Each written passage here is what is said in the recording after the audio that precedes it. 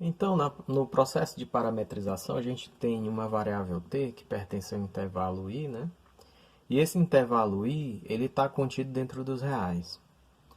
A gente também tem um trajeto que vai estar contido dentro ou do R3 ou do R2. No caso aqui está no R3, certo?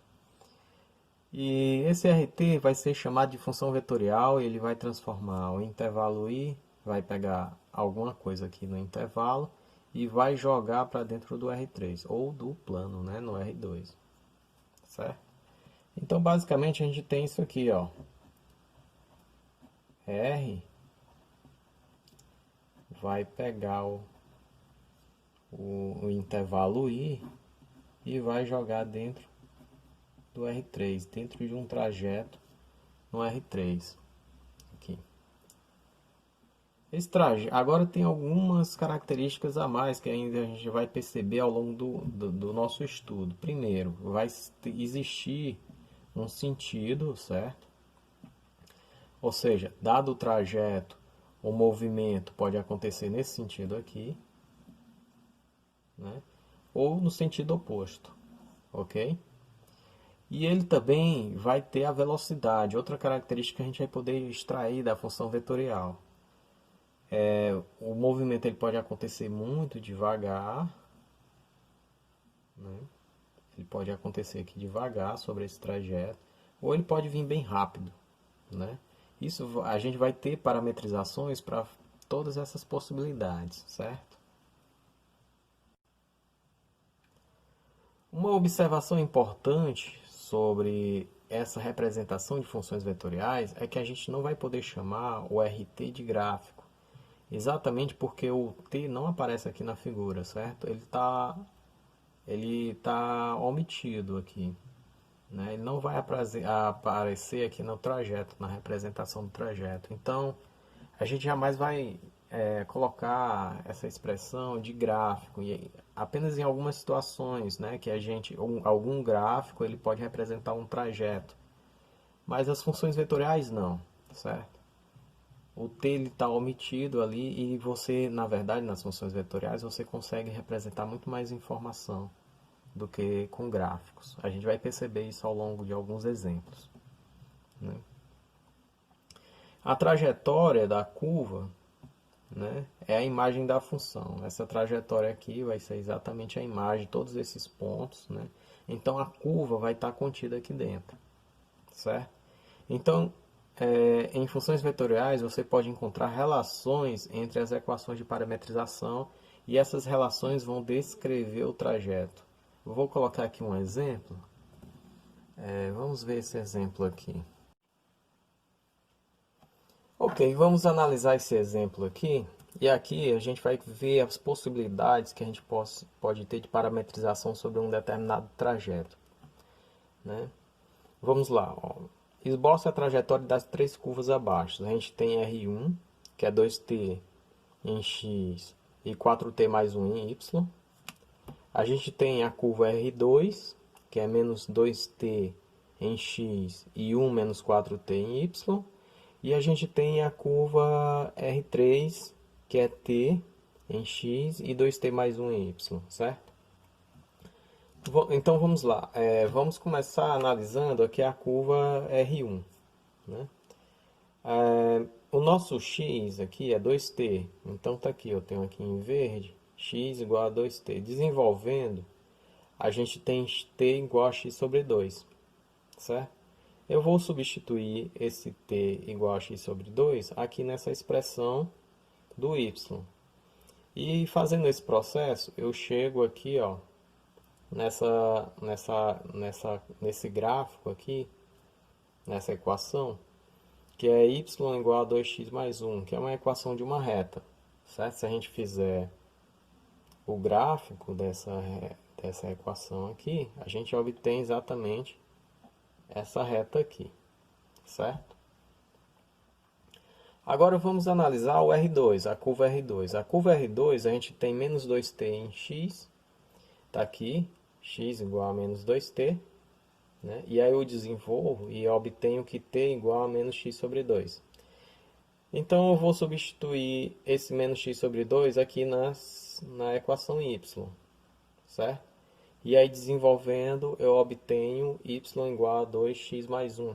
Ou seja, a mesma reta, ou seja, o mesmo trajeto do R1, certo? Obtive a mesma equação, ou seja, essa mesma reta aqui, que está em azul.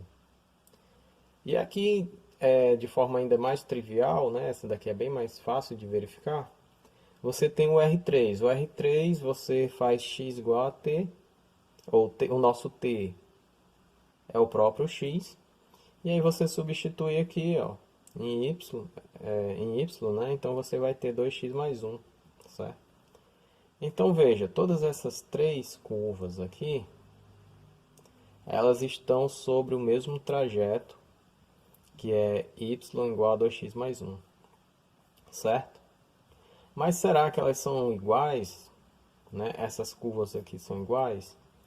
É agora que a gente vai perceber a diferença entre elas aqui, né? A gente vai perceber à medida que o t vai avançando, né? Em que posições elas vão estar. E aqui a gente vai ver a diferença entre cada uma dessas três curvas aqui. Vamos lá. Primeiramente, vamos avaliar o seguinte. Em t igual a zero, você pode perceber aqui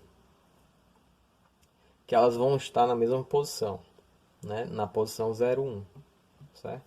Olha só, basta ver aqui que em t igual a zero eu tenho 2 vezes 0, eu tenho menos 2 vezes 0 e eu tenho o próprio zero aqui, tá certo? Então eu tenho 0 aqui, ó, em x. E em y eu vou ter, ó, isso aqui vai dar 0, então eu tenho 1. Isso aqui também vai dar 0, eu tenho 1 aqui.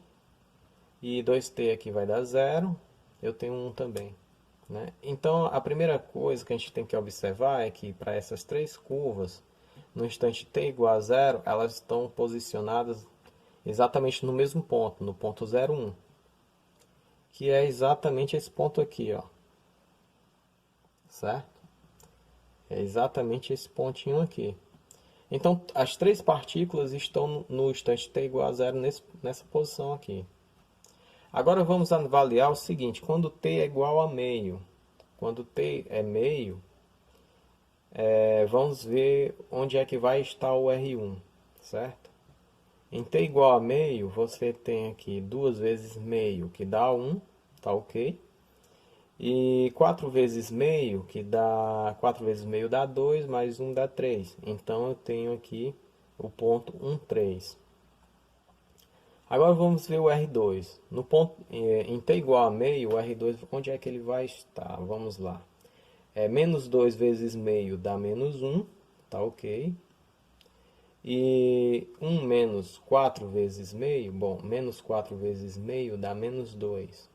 E 1 menos 2 dá menos 1. Então eu tenho uma posição menos 1 e 1. Perdão, menos 1 e menos 1.